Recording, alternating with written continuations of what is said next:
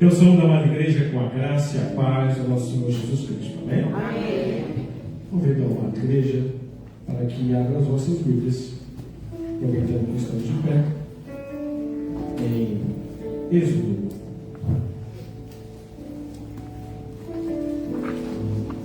No capítulo de número 3. Êxodo, capítulo número 3. Nós vamos ler o verso 7 e o verso de número 8. Versículos 7 e 8 de Êxodo, capítulo 3. Se nós achar? Amém. Diz assim a preciosa palavra do nosso Senhor. Então disse o Senhor: de fato, tenho visto a aflição do meu povo que está no Egito, e tenho ouvido o seu clamor por causa dos seus opressores. Conheço os seus sofrimentos. Por isso, desci para livrá-los das mãos dos egípcios e para fazê-los subir daquela terra, para uma terra boa e espaçosa, para uma terra em que mana leite e mel, a terra do Cananeu, do Eteu, do Amorreu, do Ferezeu, do Eveu e do Jebuseu. Amém. Vamos assentar. Bendito seja o nome do nosso Senhor e Salvador Jesus Cristo. É uma bênção muito grande poder estar com os irmãos nessa noite. E com esta oportunidade agradeço ao nosso pastor, agradeço ao irmão Celso, aos queridos amigos que temos tratado com tanto carinho, com tanto zelo, e nós somos gratos ao Senhor por tudo que Ele tem feito na nossa vida. Meus queridos irmãos, para que nós possamos entender o contexto desse texto, capítulo 3 de Êxodo nos fala do encontro de Moisés com a sarça ardente, uma sarça que pegava fogo e não se consumia. Moisés estava neste momento com 80 anos de idade.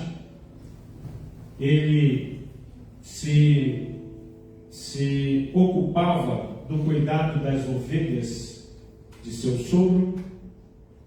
E ali, naquele monte, ele vai ter essa experiência com a sarça que ardia e não se consumia.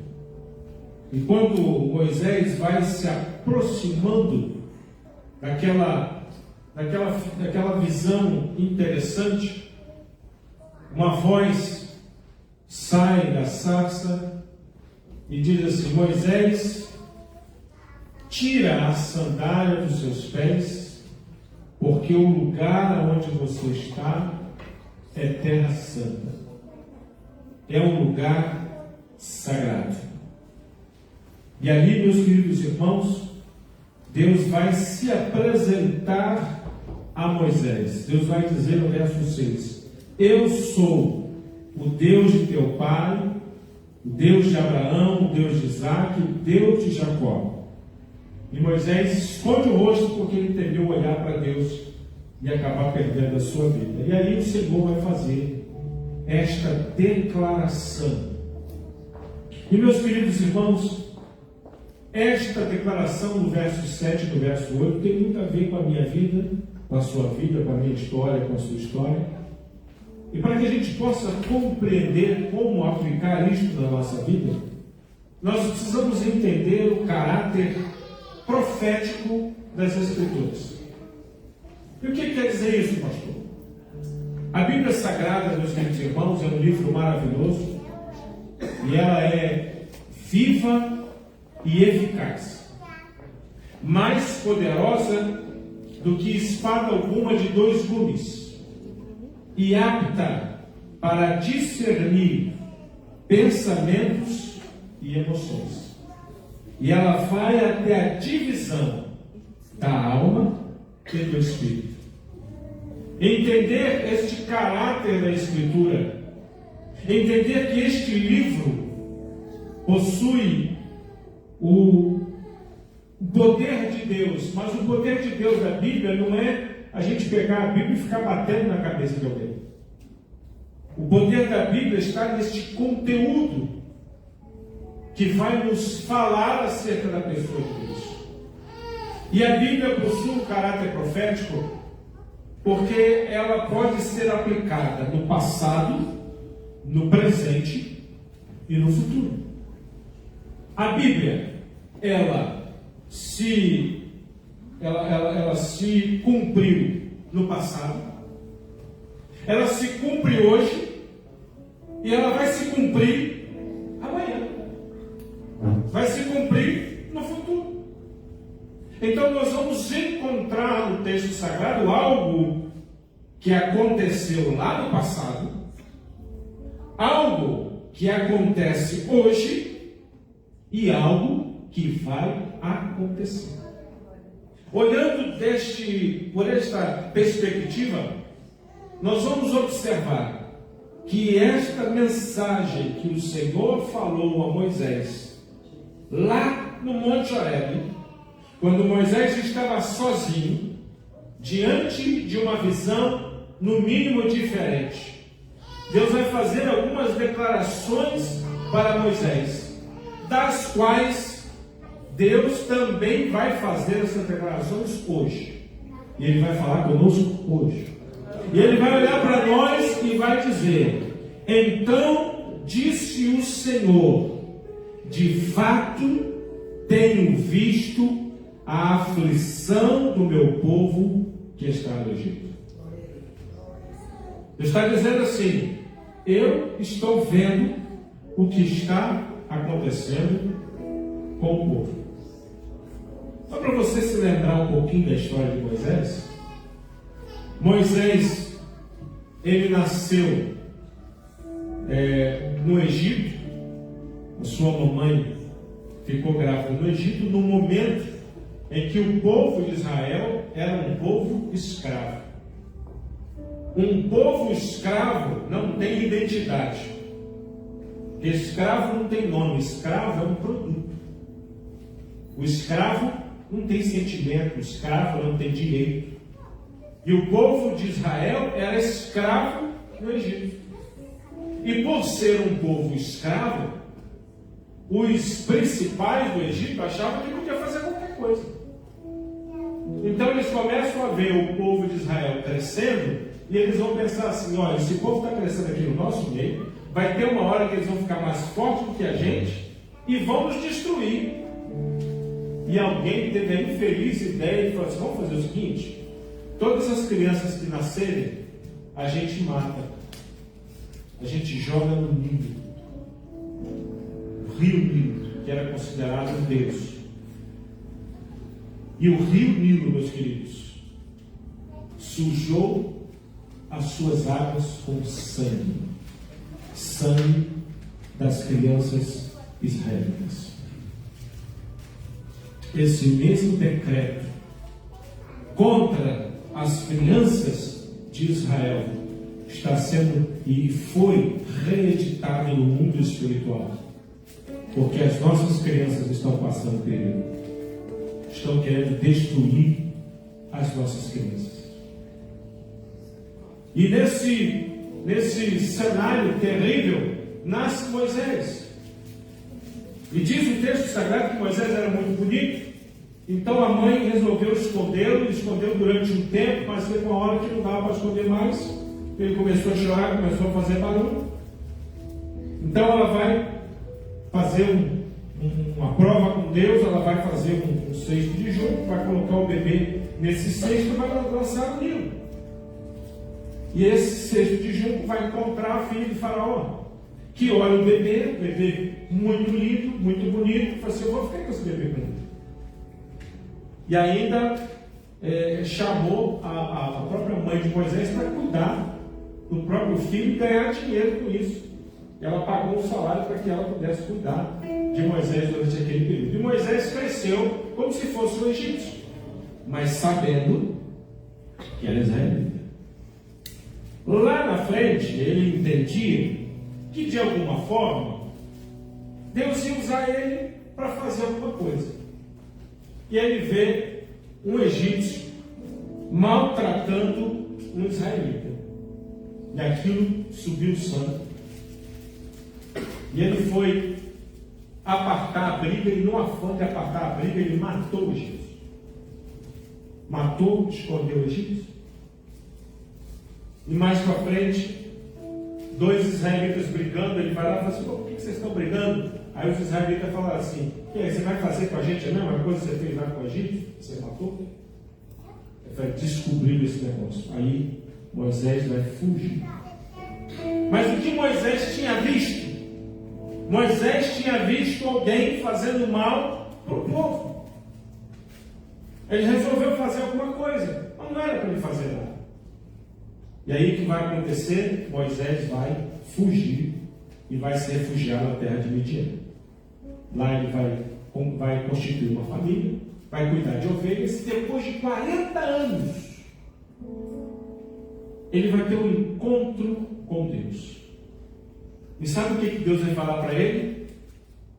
Aquilo, Moisés, que você viu e que te deixou muito tocado, que te deixou muito entristecido, eu também vi, Moisés. Eu também vi o que você viu. Aquilo que está te trazendo esse desconforto também trouxe desconforto ao meu coração.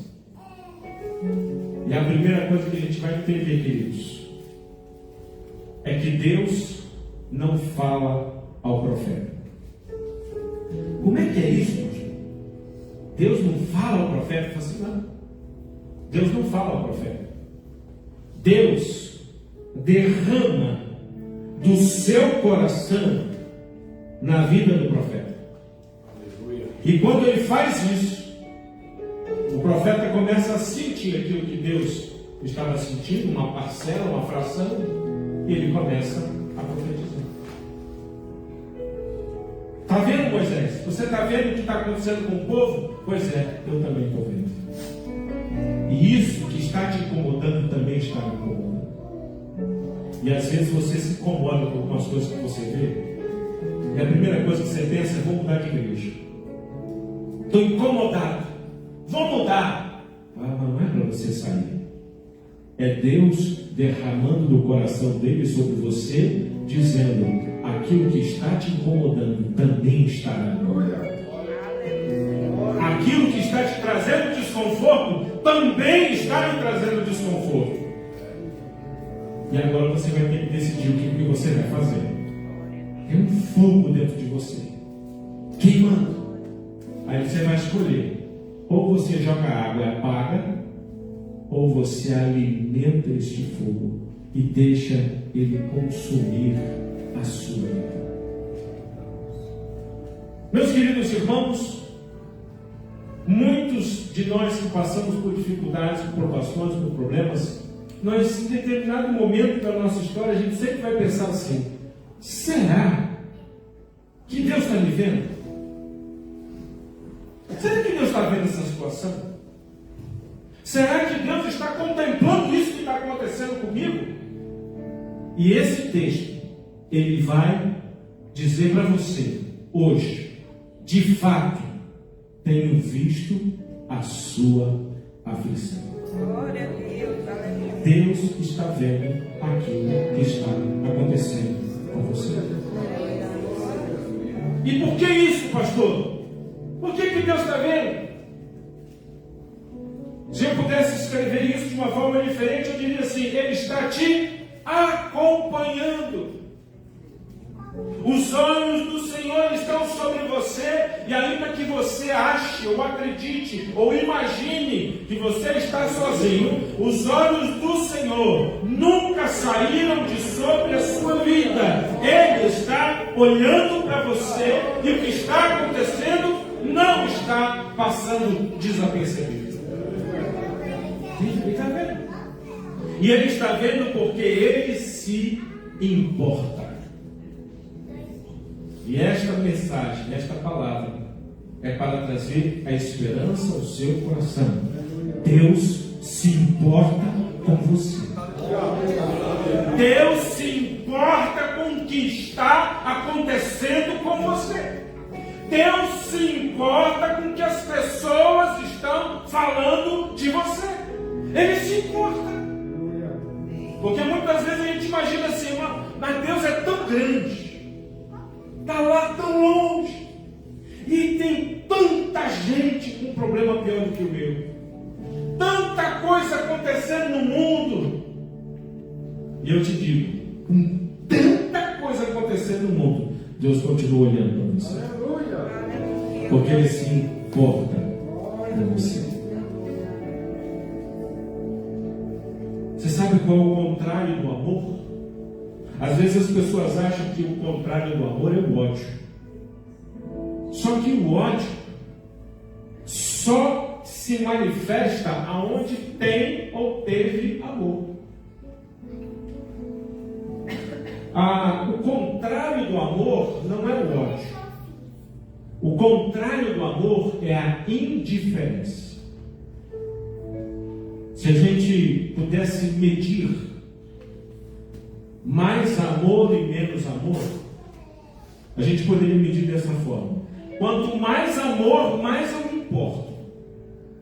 Quanto menos amor, mais indiferença, menos eu me importo. Você gasta tempo chamando a atenção de alguém que você não se importa? Porque tem gente que a gente não se importa. Tem gente que a gente vê errando, cara, deixa errar. Sabe da vida dele. Mas você consegue deixar passar alguma coisa que seu filho ou que a sua filha fez?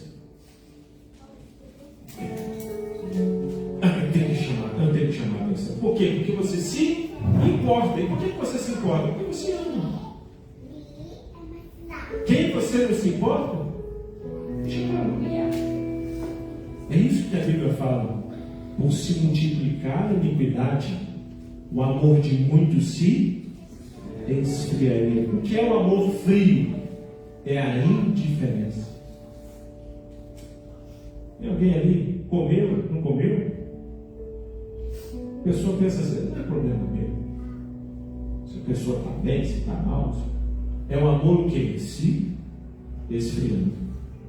Agora, o que o texto diz é que o amor de Deus sobre a sua vida faz com que Ele olhe para você. Tenho visto a aflição do meu povo. E Ele não tem só visto. O texto vai dizer: e tenho ouvido o seu clamor por causa dos seus opressores. Então, por muitas vezes nós começamos a orar e ficamos imaginando assim, mas será que Deus está me ouvindo? Esse texto está dizendo para mim e para você, e o Espírito Santo está confirmando que Deus está ouvindo o que você está falando. Deus está ouvindo a sua oração. Não é para você parar de orar. Não é para você parar, porque, pastor, estou chorando muito. Graças a Deus por isso. Lá no Salmo de número 56, verso 8, está escrito: registra as minhas aflições no teu livro e recolhe as minhas lágrimas no teu odre. Tem um vaso de Deus preparado para pegar a sua lágrima. A sua lágrima não é jogada ao léu, ela não é derramada, mas ela é colocada diante do Senhor. E em breve esta marca, em breve esta medida ela vai se encher. E quando ela se encher, você vai ver o nome do Senhor ser glorificado. Porque faz parte do processo. Mas Deus está dizendo assim: eu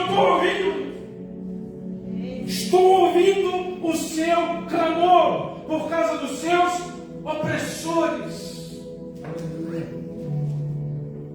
E por que Ele nos ouve? Porque Ele nos ama. E como é que é esse amor de Deus?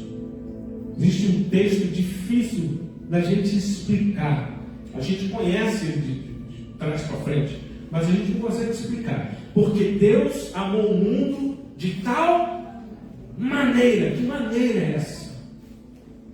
A gente não consegue explicar. Se eu for fiel, Deus me ama. E se eu não for fiel, Ele continua me amando. Se eu fizer, Ele me ama. E se eu não fizer, Ele continua me amando. Por quê? Porque a fonte do amor não sou eu, a fonte de amor é Ele. Aleluia. E Ele ama. De verdade. Não ama como a gente ama. Porque às vezes a gente chama de palavra. Às vezes a gente ama só que a gente ama. Mas quando a gente precisa da pessoa, cadê a pessoa? Sumiu. Aí você me ama mesmo? Nem um cabra lá que prometeu, mas você me ama mesmo? Muita gente ama o quê? De boca. Mas a Bíblia diz que a gente tem que amar de verdade. Lá Romanos 9:12 diz assim: o amor seja não fingido. Quer dizer que o amor pode ser fingido. O amor fingido é amor só de palavras, que não é verdadeiro. Fala que ama e fica falando mal pelas costas. Isso não é amor de verdade. Isso não é amor correto. Então Deus está falando: eu vi, eu estou ouvindo o seu clamor. E em terceiro, ele vai dizer: conheço os seus sofrimentos. Então olha só, Deus está dizendo que está vendo. Deus está dizendo que está ouvindo. E Deus está dizendo que conhece o que está ocasionando a dor na sua vida. Glória a Deus. Aleluia. Deus conhece o seu sofrimento, porque Ele conhece a sua história. E Deus não acompanha a sua história há pouco tempo, não. Quando aquele feto começou a ser formado no ventre, Deus já estava ali te acompanhando. Uma célula virou 2, 2 virou 4, está crescendo. Quando você deu o primeiro grito lá, quando nasceu, Deus já estava ali, te acompanhando. Ele está acompanhando toda a sua história. E eu posso te dizer que você pode se sentir desamparado, mas Deus nunca te abandonou. Eu posso me sentir. Seu coração do homem é enganoso, mas Deus nunca me abandonou. Está aí. Conheço os seus sofrimentos. E aí no verso 8 ele diz assim: por isso desci para livrá-lo das mãos dos egípcios. Sabe o que isso quer dizer? Deus está agindo. Aleluia. E Deus está agindo por quê? Porque Ele ama, Ele nos ama, e por causa disso Ele tem um plano. O próprio Deus está dizendo para Moisés: Moisés, sabe o que vai acontecer? Você está com medo aqui dessa sarça que está pegando fogo? Você está com medo de morrer aqui? Eu vou dizer para você: eu estou descendo. Eu vou descer para livrar o meu povo das mãos dos egípcios. Ele tem um plano. Porque nada do que Deus faz é por acaso. Nada que Deus faz é coincidência. Na vida do crente não existe coincidência. Só existe Jesuscidência. É o que Ele quer. Porque todas as coisas concorrem para o bem daqueles que amam a Deus, que são chamados pelo seu propósito. Deus tem um plano. Mas o plano de Deus, e foi falado isso aqui hoje, o plano de Deus não são os nossos planos, porque os nossos pensamentos não são os pensamentos de Deus, e os nossos caminhos não são os caminhos de Deus. Deus tem um plano, e qual é o plano de Deus? Eu vou descer lá, e eu vou fazer algumas coisas, e vocês precisam compreender o que eu vou fazer. E note, queridos, Deus avisa antes. Eu vou fazer isso da forma mais chata possível, que a pior coisa que tem é aquele negócio, vira para o irmão do seu lado. Fala comigo. Deus avisa antes. Pode falar. Deus avisa antes. Irmão, Deus sempre avisa. Às vezes a gente que não tem, mas Ele avisou. Ele falou, vou fazer.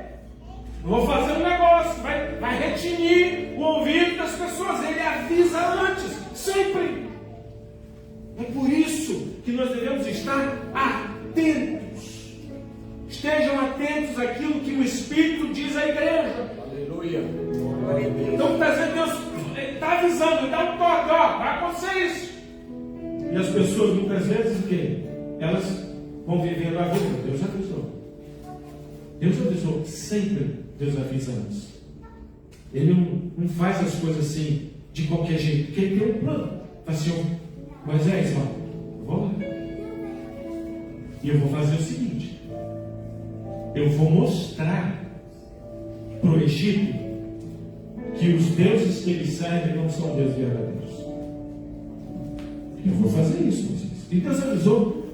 Não tinha confusão. Com Deus, irmãos, com Deus não tem confusão. Se tiver confusão, corre. Sai fora, porque com Deus não tem confusão. Deus não é Deus de confusão. Deus avisou, falou assim, eu vou mostrar para eles. E vou pegar esse faraó e vou mostrar. E Deus foi, mostrando cada um dos deuses do Egito não era o Deus de verdade. Cada um deles. Mostrando. Aí tem um momento que faraó desistiu. Falou assim, não, vai embora. Aí Deus falou assim, não é agora não.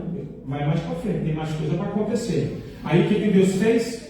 Endureceu o coração de faraó. Por quê? Porque Deus tem um plano. Aí você fica se perguntando, pastor, Deus está me vendo. Deus está me ouvindo. Deus conhece o meu sofrimento. Por que Deus não age agora para terminar o meu sofrimento e dar tudo aquilo que eu preciso? Porque Deus tem um plano e porque Deus tem um propósito e o nome dele será glorificado em tudo aquilo que ele está fazendo. Há um processo e esse processo é sobre você e este processo é sobre a sua família e este processo é sobre um faraó, porque todos nós temos um faraó. Irmão, todo mundo tem um faraó. E o que é o faraó? O faraó é impeditivo, o faraó é um obstáculo, o faraó é a dificuldade. O faraó é algo muito grande que a gente tem dificuldade de resolver. Todo mundo tem um faraó. E Deus está dizendo assim, eu vou agir nesse faraó e eu vou ser glorificado nesse faraó.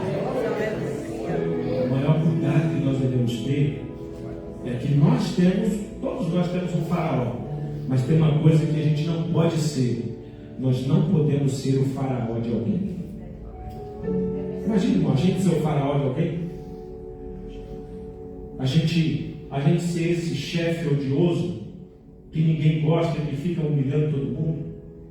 A gente ser aquela pessoa que humilha as pessoas da família, que trata mal um, que trata mal outro, que fala uma coisa e vive outra. Imagina, a gente ser esse faraó. Já viu aqueles hinos que falam assim, não, você vai ter que me aplaudir de pé. Aí imagina a pessoa cantando e pensando em você, e você que vai ter que ficar aplaudindo os outros de pé, porque você se tornou faraó de alguém. Deus nos livre.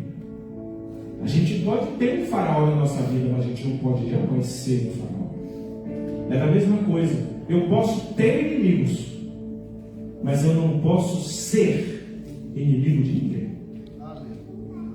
Alguém pode querer ser meu inimigo, mas eu não sou inimigo de ninguém. Porque eu tenho que seguir o que a palavra de Deus diz: seguir a paz com todos e a santificação sem qual ninguém verá no Senhor.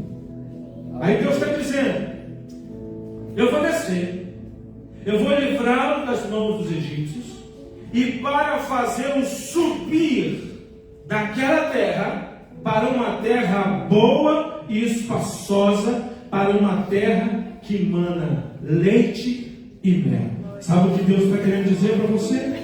Assim, eu estou te ouvindo, eu estou te vendo, eu conheço o seu sofrimento, eu tenho um plano, porque neste plano eu tenho um futuro reservado para você. Eu tenho algo reservado para você. E para você tomar posse disso, você tem que estar preparado. Para que você possa tomar posse dessa bênção, você precisa estar devidamente treinado, exercitado. Porque Deus não pode te abençoar para você se perder lá atrás.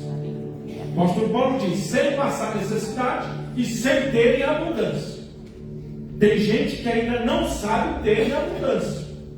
Então tem que passar pela prova mais um pouquinho para entender que a vida não é feita pela abundância dos bens que a gente possui. Tem gente que não sabia que não pode ser abençoado, que se for abençoado, desvia. Para de vir no culto de sexta, você.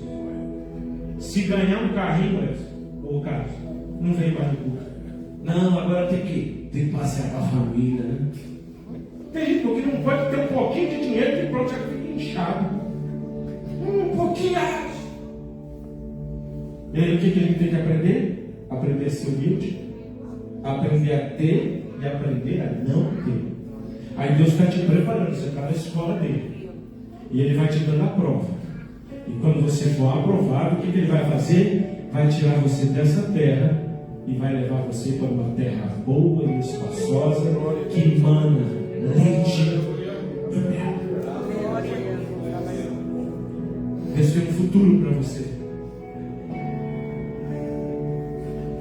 Deus tem um futuro para nós. Lá em Jeremias, capítulo 29, o livro de Jeremias fala sobre esse momento tão triste do povo de Israel, porque o povo de Israel estava preso, né? Eles fizeram um cerco, os babilônios fizeram um cerco em volta, não entrava e não saía nada. E aí tinha um monte de profeta falso que dizia assim, Deus vai dar vitória, Deus vai dar vitória. E o único profeta que dizia assim, Jeremias, ele dizia assim, gente, vamos se entregar. Porque quem não se entregar vai morrer vai morrer pela espada, ou pela fome, ou pela peste. Vai se entregar. Era o único profeta que dizia assim, vocês não vão ter vitória. Vai se entregar o povo babilônico. Jeremias sofria, porque ele falava essas coisas, eles colocavam Jeremias numa cadeia, botavam Jeremias num buraco, queria que Jeremias morresse lá. Sabe quem tratava bem Jeremias? Os babilônios. Você já viu isso? Às vezes quem trata a gente melhor é os do crente, porque os de casa só fica dando cascudo da gente. Mas os babilônios tratavam Jeremias bem, leva o povo embora. Do jeito que Jeremias falou, leva o povo embora. E Jeremias era o único que tinha liberdade. Pode ir lá. Aí Jeremias escreve uma carta. E nessa carta Jeremias vai dizer para o povo, vocês estão achando que acabou, né? Pois faça o seguinte, plantem, colham, trabalhem, se casem, porque daqui a 80 anos eu volto para buscar vocês. E aí nessa carta está escrito, pois eu sei os planos que tenho para vós, planos de paz e não de mal, para vos dar uma esperança e um futuro. E nessa noite você veio para cá dizendo, Deus, cadê o Senhor nessa luta?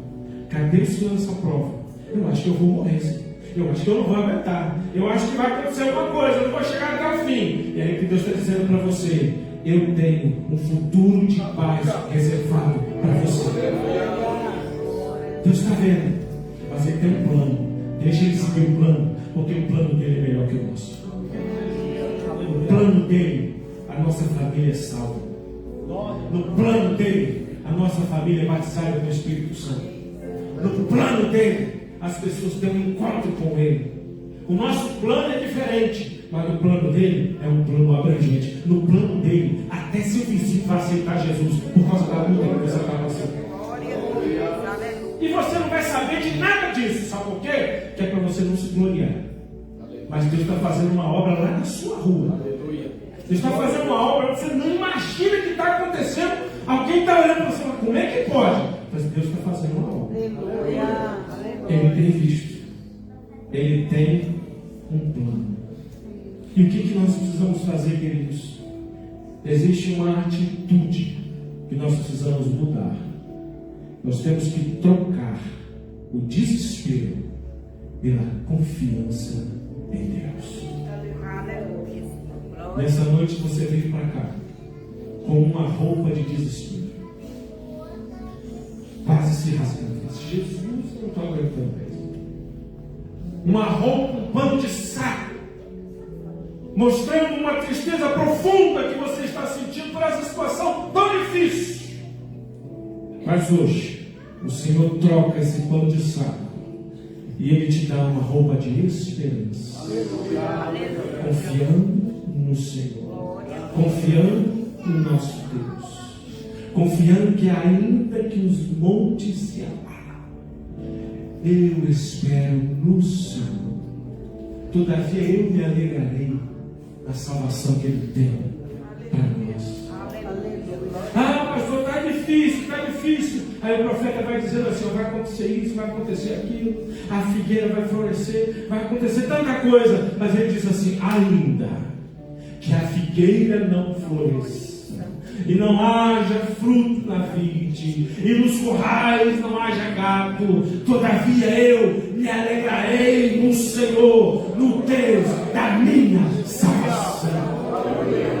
Existe um momento da nossa vida espiritual em que o Senhor quer nos levar a um outro nível, em que o Senhor quer levar para um degrau, e este degrau lhe diz o seguinte: se Deus me abençoar, eu vou glorificar Ele, eu vou louvar Ele, mas se Ele não me abençoar, eu vou continuar louvando e vou continuar glorificando a Ele, porque a Ele toda a honra, toda a glória e todo o louvor.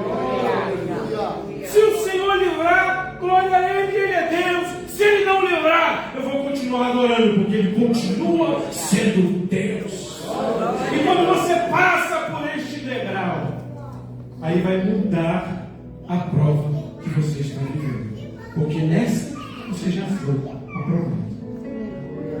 Meus queridos irmãos, não podemos servir a Deus somente por aquilo que Ele faz, mas nós temos que adorá-lo por quem Ele é. Ele é Deus maravilhoso, Deus forte, conselheiro, Pai da eternidade e príncipe da paz. E a nossa vida é o culto. O culto não é a sexta, o culto não é o domingo, o culto não é aqui na igreja, o culto é a nossa vida. Nós somos o culto. Quando você está lá andando, você é o coral que canta a palavra do Senhor. Quando você está fazendo um negócio e sendo lícito naquele negócio e sendo correto, você é o pregador da mensagem de Deus neste culto que se chama vida. A nossa vida precisa ser este culto que adora o Altíssimo, o Eterno. Cada decisão que a gente toma, se as pessoas estão nos vendo ou não, precisam glorificar o Eterno. A nossa vida é um culto. E é por isso que Deus se importa. É por isso que Ele nos ama. E é por isso que Ele tem um plano. E o plano de Deus é plano de vida, é plano de alegria, é plano de salvação, é plano de cura, é plano de satisfação na presença do Senhor. Pastor Ferreira nos leu sobre caverna de Adulão. E às vezes a gente se sente como estamos na caverna, escondido, largado. Aí Davi estava lá dentro daquela caverna, de repente ele encontra um amargurado, o outro está aí, o outro endividado. Ele vai encontrando, ele vai para o chão. Ele vai para o chão. Daqui a pouco ele tem 400 homens. Sabe quem eram esses 400 homens? Eram os valentes de Davi. Você está sentindo a caverna? Deus está te fazendo valente. Aleluia. Glória a Deus. Você está treinando suas mãos para a batalha. Deus está preparando você. Glória a Deus. Porque você é um valente. Aleluia. Glória a Deus. E se você está aqui nessa noite, é porque você é um valente. Vou lá. Eu vou adorar. Eu vou bem dizer. Eu vou ouvir o que o Senhor tem para me dizer. Aleluia. Você é um valente. Você é uma valente das mãos do Senhor. Deus está te vendo. Deus está te ouvindo. Deus conhece o teu sofrimento. Não te abandonou. Ele está junto de você. E essa situação vai mudar. Eu convido a todos para que fiquemos de pé. Eu queria fazer uma oração para você e logo em seguida vou passar aqui para o processo. Nessa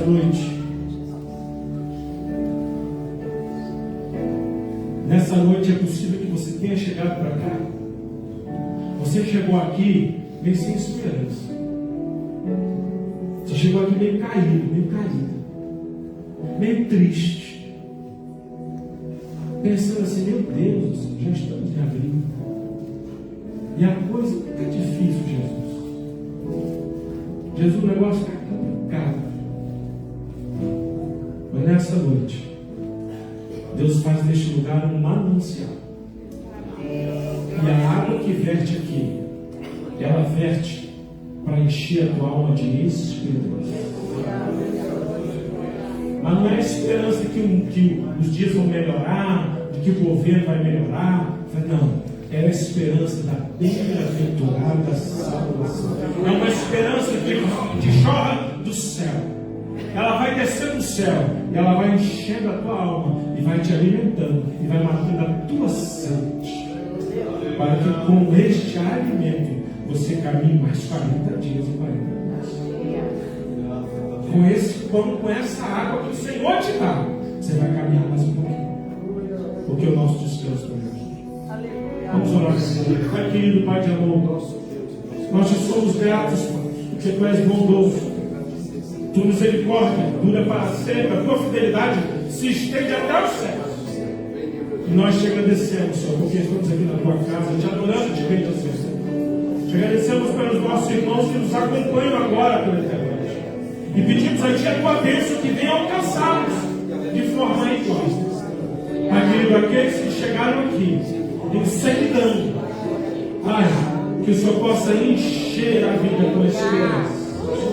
A esperança do céu, a esperança que irriga a alma, a esperança que prepara o solo para o frutificar, a esperança que nos ajuda, Senhor, a tomar as decisões debaixo da Tua orientação, da Tua palavra. Pai querido, nós te somos gratos e nós rogamos a Ti que faça descer uma chuva boa, uma chuva de esperança sobre este coração seco, sobre este coração que está passando por tanta dificuldade. Que o Senhor venha encher este coração de esperança. E nós te agradecemos por tudo, em Teu santo e maravilhoso nome, Jesus. Amém. E amém. Rapidamente, de forma muito sucinta, eu gostaria de saber se existe alguém entre nós que ainda não convidou Jesus para entrar no seu coração. A salvação da nossa alma não acontece de forma automática. Ela não acontece porque a gente é filho de alguém ou porque a gente vai na igreja. A salvação acontece quando a gente abre nosso coração para Jesus entrar. E quando Jesus entra, Ele faz uma obra de dentro para fora. Você já viu uma obra de um prédio, aqueles andaimes por fora? Com Deus é diferente. O andaime não é do lado de fora, é do lado de dentro. Aleluia. Ele arruma você do lado de dentro. Nós gostaríamos de saber se existe alguém de nós que deseja tomar essa decisão por Jesus, convidar Jesus para entrar no seu coração. Faz um sinal com a sua mão e a gente vai orar por você. Nós temos alguém que quer convidar Jesus para entrar no seu coração. Glória a Deus. Se não, que o Senhor nos dê outras oportunidades. E eu agradeço essa oportunidade. Em nome do Senhor Jesus.